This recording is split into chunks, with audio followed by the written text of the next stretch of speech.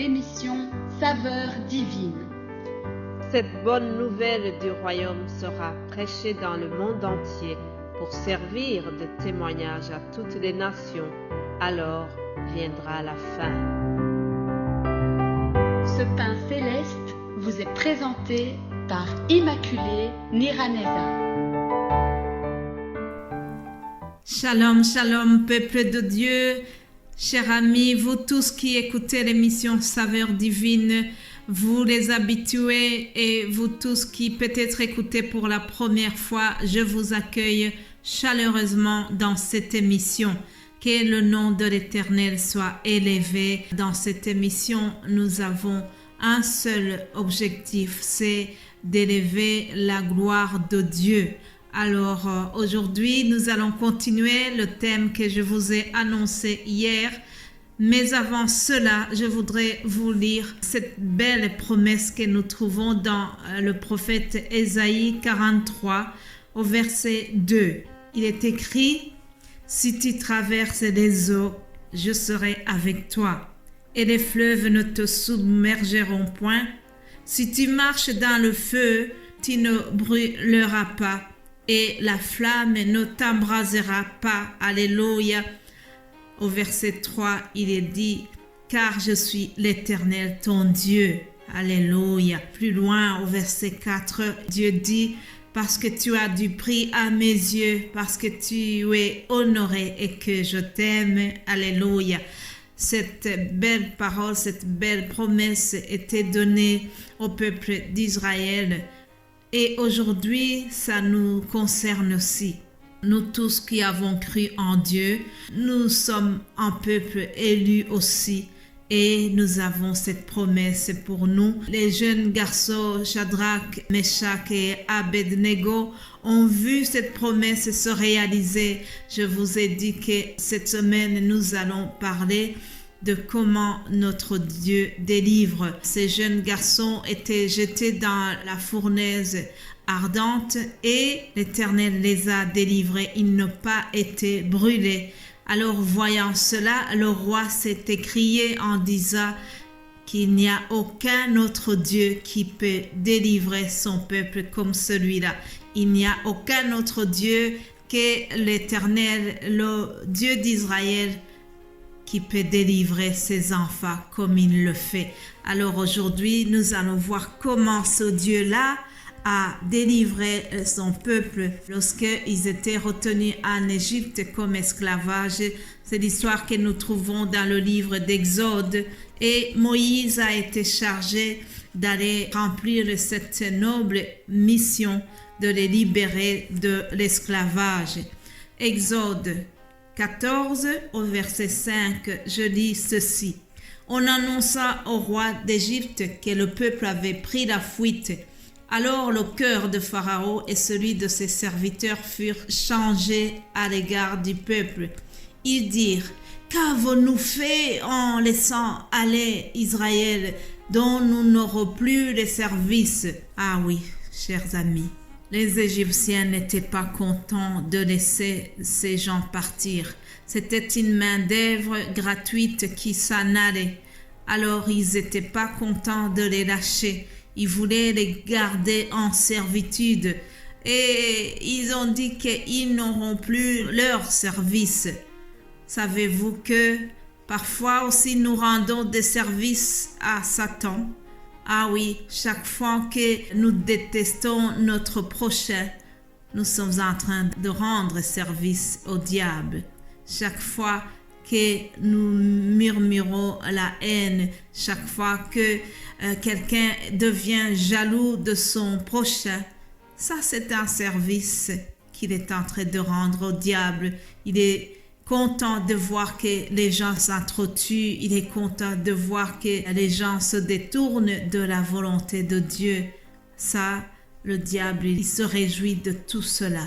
Et il ne veut pas nous lâcher lorsque nous décidons de quitter cela, lorsque nous décidons d'abandonner nos mauvaises habitudes pour se consacrer à la volonté de Dieu, pour porter les fruits de l'Esprit Saint. Ah, le diable ne veut pas que nous quittions son camp. À chaque fois qu'un chrétien décide vraiment de porter les fruits dignes de la repentance, il est en train d'échapper aux griffes du diable et ça ne lui fait pas plaisir. Mais la volonté de Dieu, c'est de nous délivrer de tout cela. Et comme l'a dit ce roi, aucun autre Dieu ne peut délivrer son peuple comme le Dieu d'Israël.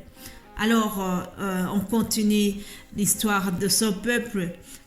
Exode 14, donc nous voyons que Moïse les rassure, ils sont devant la mer Rouge, ils vont traverser, c'est le moment critique, c'est le moment de quitter ce pays d'Égypte qui les a rendus esclaves pendant des années. Alors, vraiment, l'heure de vérité a sonné. Dieu va délivrer son peuple. Alléluia. Alors, Dieu, au travers Moïse, il dit, ne craignez rien, restez en place et regardez la délivrance que l'Éternel va vous accorder en ce jour. Alléluia. Car les Égyptiens que vous voyez aujourd'hui, vous ne les verrez plus jamais. Alléluia. L'Éternel combattra pour vous et vous garderez silence. Mon frère, ma sœur, je ne sais pas quel est ton combat aujourd'hui, mais au travers ma bouche, l'Éternel te dit, je combattrai pour toi. N'aie pas peur, garde la foi. Crois que je suis puissant et que je peux te délivrer de tout ce qui te tracasse. N'essaye pas de combattre toi tout seul. Tu n'y arriveras pas.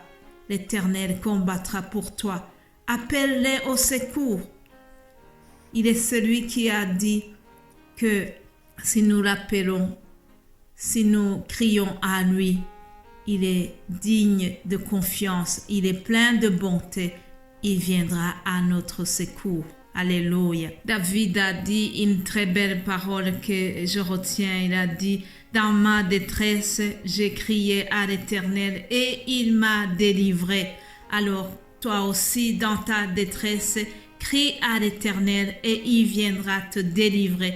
Car, comme l'a dit le roi Nebuchadnezzar, il n'y a aucun autre Dieu qui peut délivrer comme notre Dieu, celui que nous avons suivi, celui que je sers en vous partageant ces messages. Alléluia.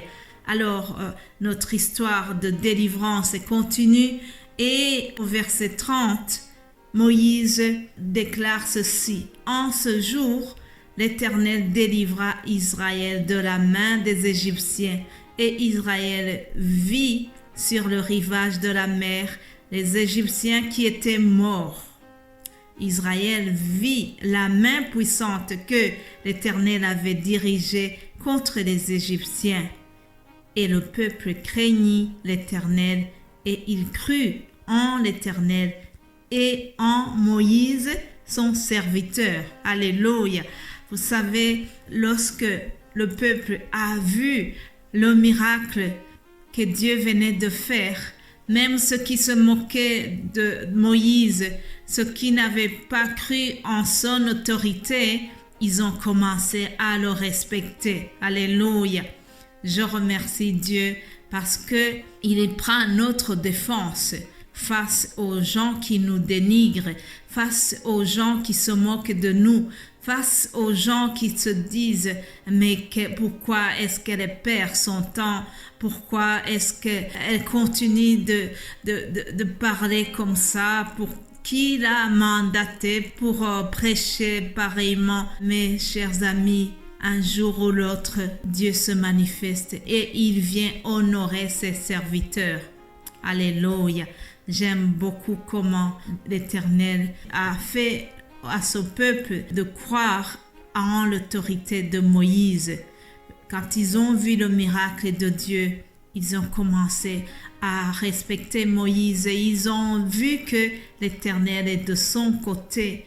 Alors, ils ont cru en lui. Alléluia. Mon frère, ma sœur, la bonne nouvelle que je voudrais te laisser en terminant cet audio, c'est que ce même Dieu qui a délivré le peuple d'Israël de l'esclavage, aujourd'hui il délivre encore. Aujourd'hui, il délivre encore de l'alcoolisme. Aujourd'hui, il délivre de la peur. Aujourd'hui, il délivre des maladies qui sont dites incurables. Je suis là pour le témoigner, chers amis. Alors, ne craignons rien. Attendons la délivrance de l'Éternel. Ne crains rien. Attends la délivrance de l'Éternel. C'est le titre de ce message. Sois béni, toi qui viens d'écouter. Si tu as été édifié, partage ce message autour de toi. Que Dieu te bénisse abondamment au nom de Jésus-Christ. Amen.